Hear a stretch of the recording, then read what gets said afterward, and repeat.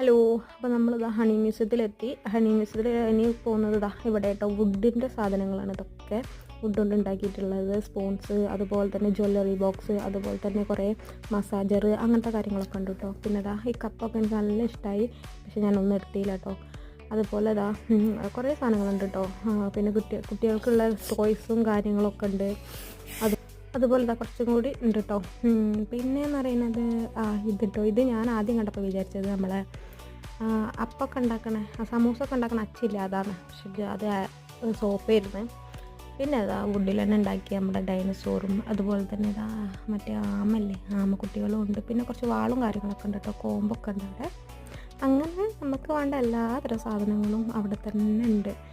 പിന്നെ ഈ ഒരു സെക്ഷൻ അവിടെ ഞാൻ നല്ല രസമുണ്ട് കേട്ടോ. ഈ മിറർ ഞാൻ എന്നിട്ട് എടുത്ത് നോക്കിയിട്ടുള്ളൂ, ജസ്റ്റ് എന്നിട്ട് എടുത്ത് നോക്കിയിട്ടാണ് വെച്ച്. അപ്പോൾ ഇത്രയൊക്കെ ഉള്ളൂ കേട്ടോ ഈ ഒരു പാർട്ട്.